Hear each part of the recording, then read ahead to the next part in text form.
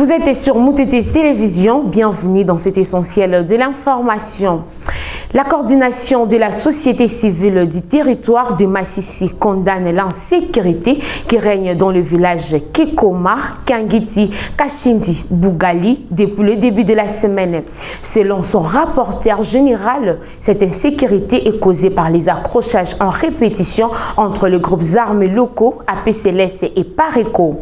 Télésphore Mutondeke interpelle les autorités à déployer les militaires dans les zones en conflit armé afin d'assurer la paix et sécurité à la population des agglomérations du secteur Katoyi. Suivez ces cadres de la société civile à Massissi au Nord Kivu. C'est depuis le mois d'avril dernier que plusieurs agglomérations de cette entité territoriale décentralisée telles que Kikoma, Kiangiti, Kashindi, Mbouangali et j'en passe ont été victimes des atrocités barbares entre les groupes armés locaux et dont les dégâts collatéraux, incendies et destruction de maisons, pillage systématique de biens privés, déplacements forcés des populations civiles, etc., ne doivent ni faire objet de récidives, ni rester impunis. Plus révoltant encore est le fait de constater amertumement l'inconscience dans les chefs de certains fauteurs de troubles qui continuent à se prévaloir de leur propre turpitude en sémant toujours terreur et désolation à l'encontre des populations meurtries, portant en besoin d'une thérapie de choc sur tous les plans.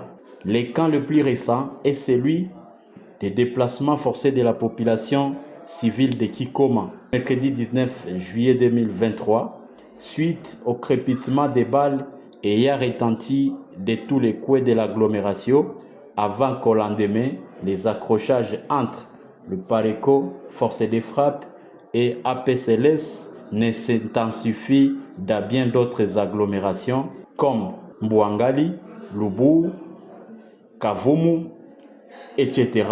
jusqu'à ce jour, obligeant encore une fois les populations de ces villages et celles d'Engoi, Kiangiti, Mahia à se déplacer soit en brousse, soit en territoire de Walikale voisin.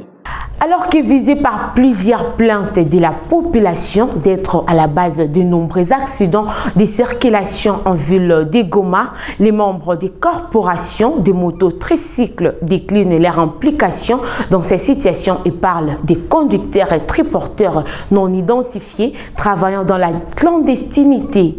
Pour eux, la cause principale de ces accidents, surtout en territoire de Niragongo, est le mauvais chargement de ces motos. C'est un reportage de Didi Mastaki. Ces engins, les mototricycles et les camions citernes sont les plus indexés d'être à la base de la multiplicité d'accidents, parfois mortels en ville du Goma pendant ces derniers semestres.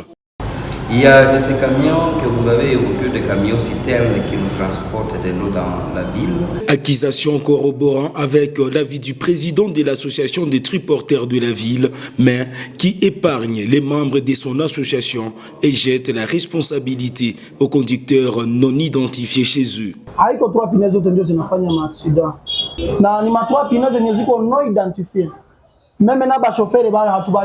La CNPR, service technique du gouvernement congolais en matière de la prévention routière, attribue par contre cette récurrence d'accidents à plusieurs causes. Et certaines personnes conduisent en état de d'ébriété avec l'excès de vitesse et c'est déjà dangereux. Certains véhicules ne connaissent pas des contrôles techniques et même le chauffeur d'abord ne maîtrise pas les codes de la route. D'où ces paquets de solutions que propose l'hygiène Ziali Roy.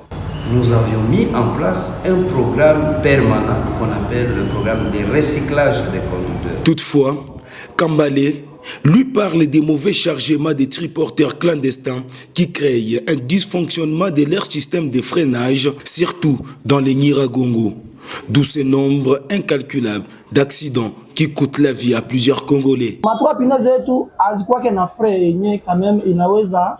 Maîtriser le mteremko Pour rassurer la population et se dédouaner de ces accusations, ces responsables d'associations recourent à l'identification de ses membres afin d'éviter toute confusion avec ceux travaillant dans la clandestinité. C'est là non seulement pour alerter en cas de mauvaise conduite, mais aussi pour préserver les vols des biens des clients. Population ijikaze ça ina bebesha moto. Kama uko na telefoni ya kabambi jikaze kamata ta photo chauffeur na moto yako ikamate photo. Na uangalie kwa moto ile visibilité ya tunataka ile logo.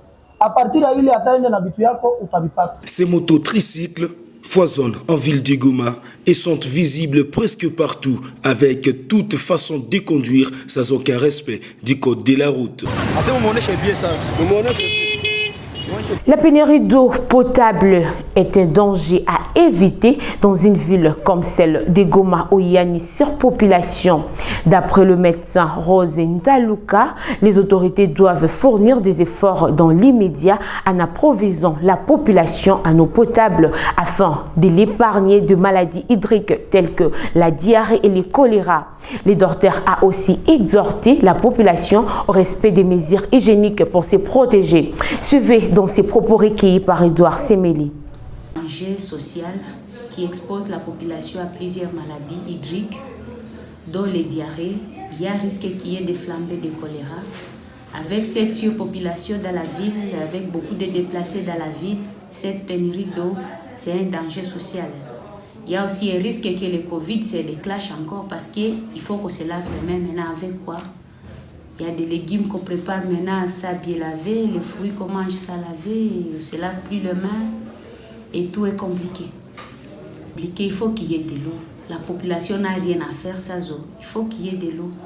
Donc il faut que les autorités s'y mettent pour disponibiliser l'eau à toute urgence. Parce que c'est très compliqué. La population n'y peut rien. Il ne faut pas faire des puits, il ne faut rien faire. On n'est pas au village.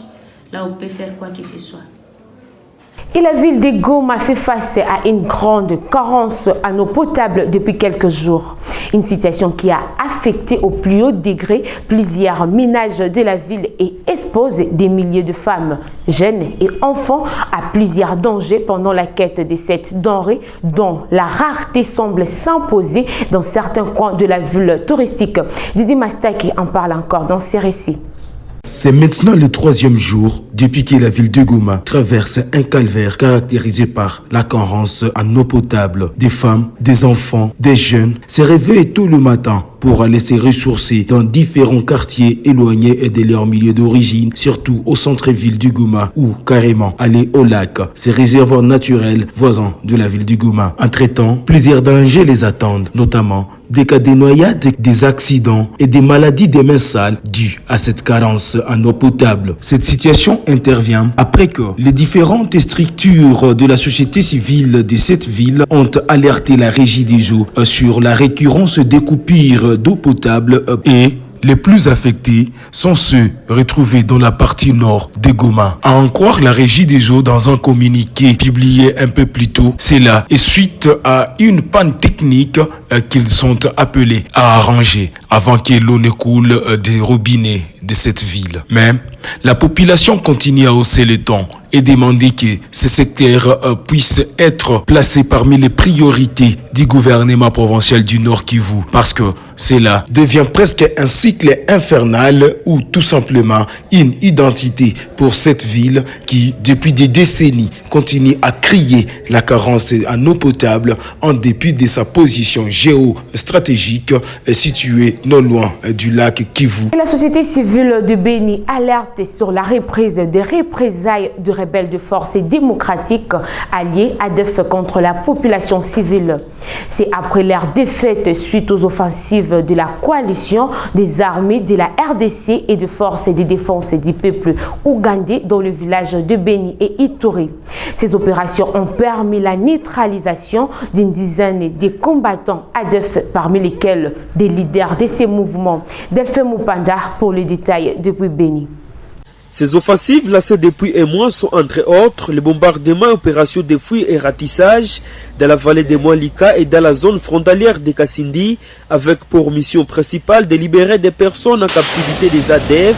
D'après le porte-parole des opérations conjointes FARDC et UPDF, lieutenant-colonel Makazoukai, plus d'une dizaine d'assaillants ont été neutralisés, parmi lesquels des commandants proche leader ADF Amigo Kibiridje. Il s'agit d'Abdou Masirika et Kabanga Kane. Ces offensives ont également permis la libération de 24 otages et la récupération d'une dizaine d'armes de guerre de tout calibre, plusieurs effets militaires de vivres et non-vivres. La société civile du territoire de Beni salue l'exploit de la force de la coalition FADC-UPDF. Ricardo Rupande, président de cette structure en secteur de Rwenzori, alerte sur le mouvement des assaillants dans les villages autour de Mwalika, où s'est effectué le gros de ces offensives, et autour du parc de Virunga, en secteur de Rwenzori. On n'a pas mis une ceinture qui pouvait contrer l'ADF qui quitterait, qui fuirait, n'est-ce pas, les opérations au niveau de Mwalika. Et puis, ce n'est pas seulement Mwalika. Je vois les villages qui sont tout autour, dans les parcs, dans le village de Apiutu, dans le village de Kinyambaore. Là, l'ADF fait des mouvements, ça va. Et ces mouvements nous inquiètent. Vous savez, lorsque l'ADF fait un mouvement et qu'il n'est pas suivi, pour nous, c'est une inquiétude, c'est une menace très sérieuse. C'est depuis plus d'une année que les armées congolaises et ougandaises mènent conjointement des opérations sur le sol congolais. Ces opérations ont permis la libération de centaines de personnes civiles, jadis prises en otage par les rebelles, le démantèlement de leurs réseaux d'approvisionnement, l'arrestation et la reddition de plusieurs combattants et la neutralisation de plusieurs autres. Parmi les combattants ADF neutralisés, des figures importantes de ces groupes armés comme Boaz Kassadja, Segou Jafeza Moularo, Djeboulili, Odeke, Abdou Masirika, Hassan Rubanzana, Odongo Kala et Kabanga Kane. Et dans cet essentiel de l'information, nous recevons les représentants du gouverneur militaire de l'Ituri qui parlent des acquis de ces 3e jours d'atelier des conversations des gouvernements de province de l'Est de la RDC. Suivez.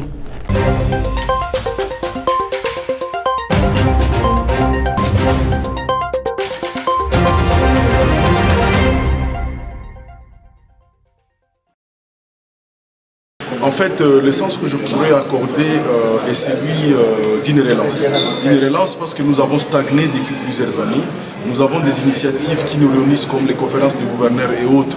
Mais dont aujourd'hui nous ne sommes pas conscients des résultats, des retombées qui en découlent. Mais au travers de ces 3 jours de travaux de conversation, nous nous sommes rendus compte que nous étions à même d'apporter un plus dans l'amélioration des conditions socio-économiques de nos populations, au regard de partage d'expériences, au regard de partage d'échanges, mais aussi de projets intégrateurs qui puissent amener les provinces ayant une longueur d'avance à tirer celles qui traînent les pas, tout en tenant compte de potentialités, mais aussi des défis conjoints auxquels sont confrontés nos provinces. Vous êtes une nouvelle province, qu'est-ce que vous avez gagné x6 par rapport à l'ancienne? Beaucoup. L'Ituri a beaucoup appris. Elle est très jeune ici depuis l'entraînement de 2015, mais nous sommes aujourd'hui fiers d'avoir découvert ce que le Nord Kivu a réalisé en tant que province, dans les conditions similaires que les nôtres, notamment des provinces sinistrées, mais aussi nous avons apporté notre part parce que nous ne sommes pas arrêtés, nous ne sommes pas restés de bébé.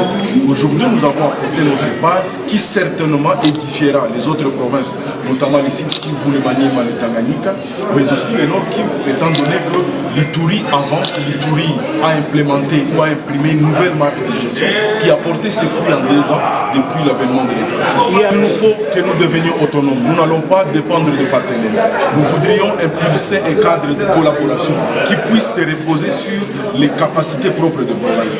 Donc nous n'aurons pas besoin du PNUD pour nous retrouver demain. Nous voudrions que les 5 provinces mettent en commun leurs efforts, leurs énergies pour qu'ils soient à même de matérialiser cette coopération et innover des projets intégrateurs qui puissent améliorer la gouvernance dans divers secteurs dans les entités. Sur le terrain, nous nous sommes engagés déjà par les échanges à pouvoir jouer chacun sa partition.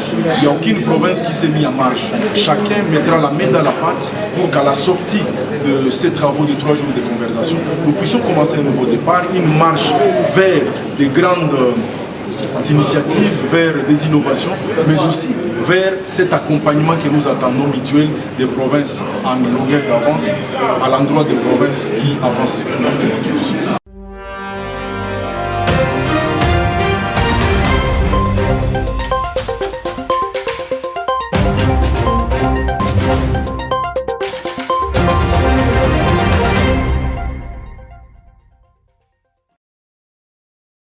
Et juste après cet essentiel de l'information, vous allez suivre la page sportive sur Moutetesi Télévision. Quant à moi, je vous dis merci pour votre fidélité. À la prochaine.